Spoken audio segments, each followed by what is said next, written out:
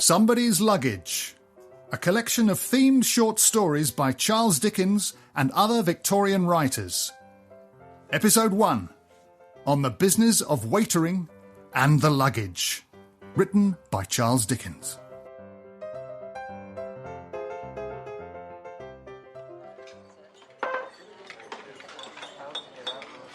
I am a waiter, and having come from a family of waiters, and owning at the present time 5 brothers who are all waiters, and likewise an only sister who was a waitress, I wish to offer a few words respecting this calling, in case confusion should arise in the public mind, which is open to confusion on many subjects, respecting what is meant or implied by the term waiter. I wish to offer an explanation. It may not be generally known that the person who goes out to wait is not a waiter. It may not be generally known that the hand who is called in as an extra at the Freemasons' Tavern or the London or the Albion is not a waiter.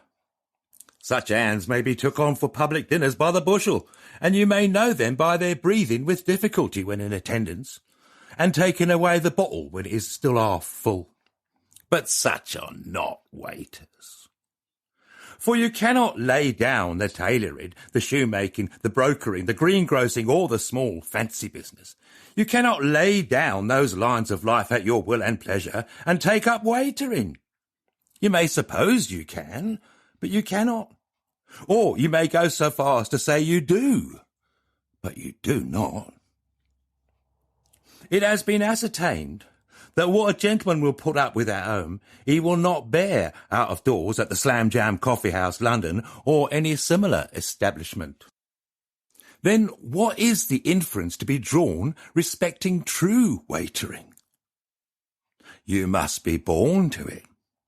If you would know how born to it, then learn from the biographical experience of myself, one that is a waiter in the 61st year of his age. Your mother was married to your father, himself a distant waiter, in the profoundest secrecy. For a waitress known to be married would ruin the best of business. It is the same on the stage. Hence you're being smuggled into the pantry, and that, to add to the infliction, by an unwilling grandmother. Under the combined influence of the smells of roasts and boiled, soup and gas and malt liquors, you partook of your earliest nourishment. Your unwilling grandmother sitting, prepared to catch you when your mother was called, and dropped you. Your innocent mind surrounded by uncongenial cruets, dirty plates, dish covers, and cold gravy. Your mother calling down the pipes, instead of soothing you with nursery rhymes. Where are them veals and porks?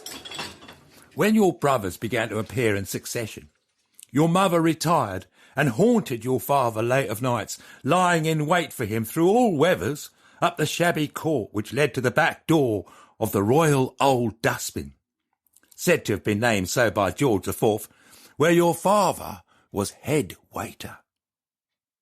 Your mother's object in those visits was of a housekeeping nature, and you were set on to whistle your father out. Sometimes he came, but generally not.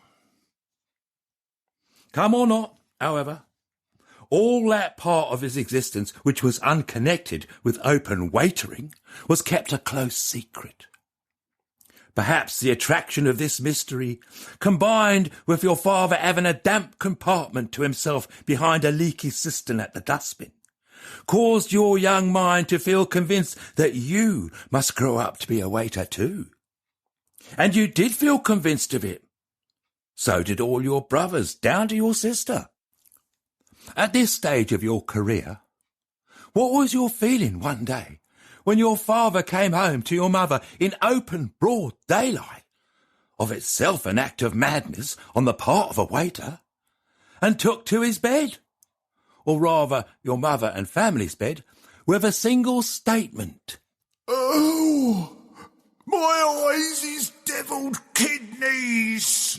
Physicians being in vain, your father expired after repeating at intervals for a day and night when gleams of reason fitfully illuminated his being. 2 and 2 is 5, and 3 is 6 You was took on from motives of benevolence at the Georgian Gridiron, a theatrical and supper dining establishment. By night you dropped asleep while standing, till you was cuffed awake, and by day you was set to polishing every individual article in the coffee room. Here, frequently hiding a heavy heart under the smart tie of your white neck-anger, you picked up the rudiments of knowledge from an extra, until such time as you attained to manhood, and to be the waiter you find yourself. Waiters and waitering are not generally understood. Allowance enough is not made for us. Look at what you are expected to know by 100 gentlemen over and again. What's this, Christopher? I hear about the smashed excursion train. How are they doing at the Italian Opera, Christopher? Christopher, what are the real particulars of this business at the Yorkshire Bank? Why must a sedentary-pursuited waiter be considered to be a judge of horseflesh, and to have a most tremendous interest in horse trading and racing? I am ashamed of myself for the way in which I make believe to care whether or not the grouse is strong on the wing. Much their wings or drumsticks signify anything to me, uncooked, and whether the partridge is plentiful among the turnips. Yet you may see me, and any other waiter of my standing, leaning over a gentleman with his purse out and his bill before him, discussing these points in a confidential tone of voice, as if my happiness in life entirely depended on them. I have not mentioned our little incomes, whether it is owing to our always carrying so much change in our right-hand pocket, or whether it is human nature, what is meant by the everlasting fable that head waiters is rich. Well, Christopher, looking out for a house of your own to open, eh? Can't find a business to be disposed of on a scale that is up to your resources, To such a dizzy precipice of falsehood has this misrepresentation taken wing, that the well-known and highly respected old Charles, long eminent at the West Country Hotel, and by some considered the father of waitering, found himself under the obligation to fall into it through so many years that his own wife believed it. And what was the consequence? While he was borne to his grave on the shoulders of 6 picked waiters, with 6 more for change, 6 more as pallbearers, all keeping step in the pouring rain without a dry eye visible, and a concourse of mourners only inferior to royalty, his pantry and lodgings was being ransacked, high and low, for property, and none was found. Such, however, is the force of this universal libel, that the widow of old Charles, at the present hour an inmate of the almshouses of the Cork Cutters Company in Blue Anchor Road, expects his ordered wealth to be found hourly.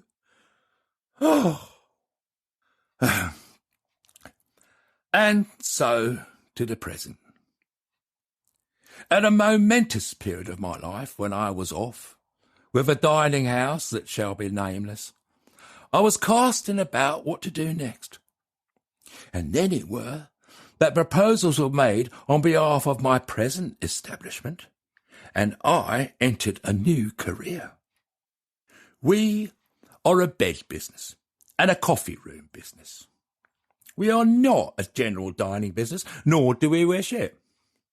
We are a private room or family business also, but coffee room principle in what I call the good old-fashioned style. That is, for whatever you want, down to a wafer, you must be wholly and solely dependent on the head waiter. You must put yourself a newborn child into his hands. There is no other way in which a business untainted with continental vice can be conducted. It were bootless to add that if languages is required to be jabbered and English is not good enough, then both families and gentlemen had better go somewhere else. When I began to settle down in this right principled and well-conducted house, I noticed under the bed in number 24B, which is up at angle off the staircase and usually put off on the lowly-minded, a heap of things in a corner. You wish to see me, Mr. Christopher? Yes, Mrs. Pratchett. What are them things in 24B? Oh, somebody's luggage. Whose luggage? Law! Being, it might be right to mention, a female of some pertness, though acquainted with her business, I gave Mrs. Pratchett so distinctly to understand my decision. A head waiter must be either head or tail. He must be at one extremity or the other of the social scale. He cannot be at the waist of it, or anywhere else but the extremities. Let not inconsistency be suspected on account of my mentioning Mrs. Pratchett as Mrs., and having formerly remarked that a waitress must not be married. Mrs. Pratchett was not a waitress, but a chambermaid. Now, a chambermaid may be married. It is to be noted, however, that Mr. Pratchett is believed to be in Australia, and his address there is supposedly the bush. Law! How should I know? For instance, who is somebody? I give you my sacred honour, Mr. Christopher, that I haven't the faintest notion. Then you never saw him?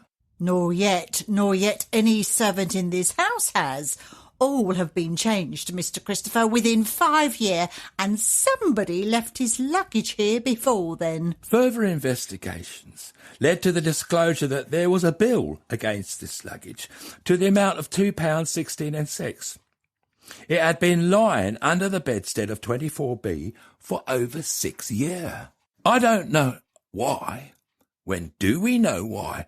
But this luggage laid heavily on my mind. I felt a wondering about somebody and what he had been up to. I couldn't satisfy my thoughts why he should leave so much luggage against so small a bill. I had the luggage out within a day or two and turned it over. It was all very dusty and fluey. I had our porter up to get under the bed and fetch it out. And though he habitually wallows in dust, swims in it from morning till night, it made him sneeze again and again.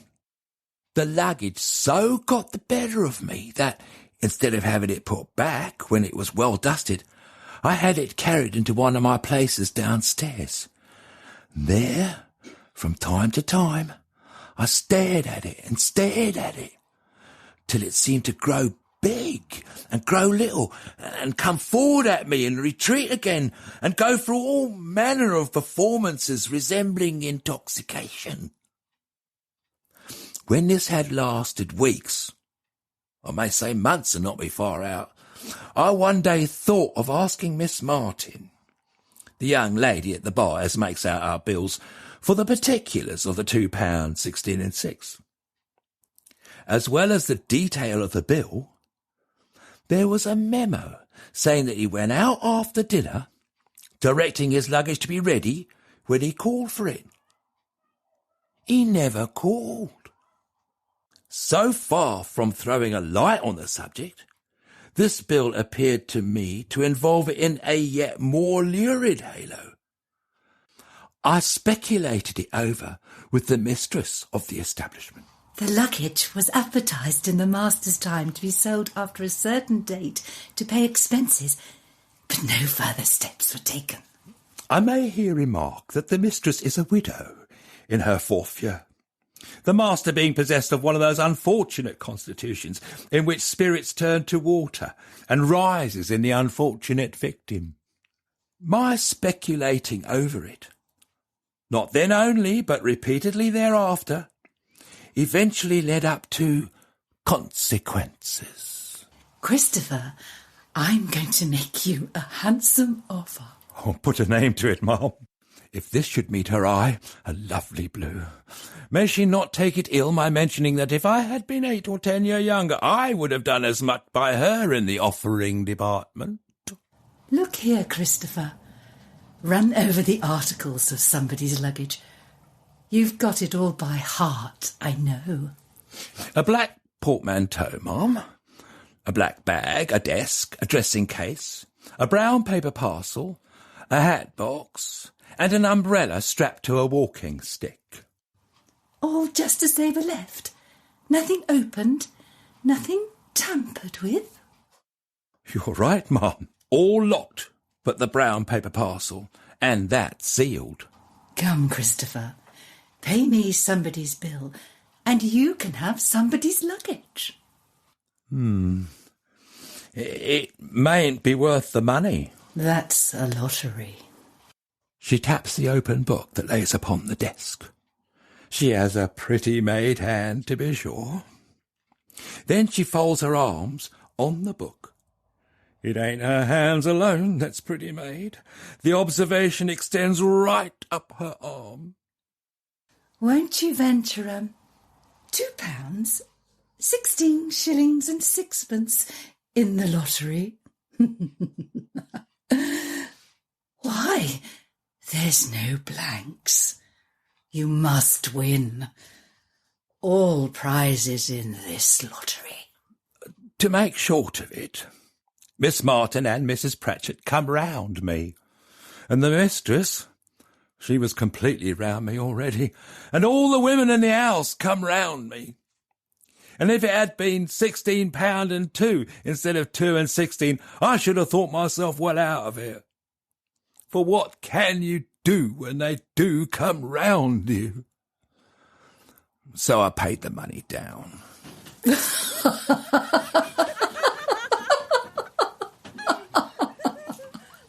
But I turned the tables on them regularly when I said, "Ladies, my family name is Bluebeard, and I'm going to open somebody's luggage all alone in the secret chamber, and not a female eye catches sight of the contents."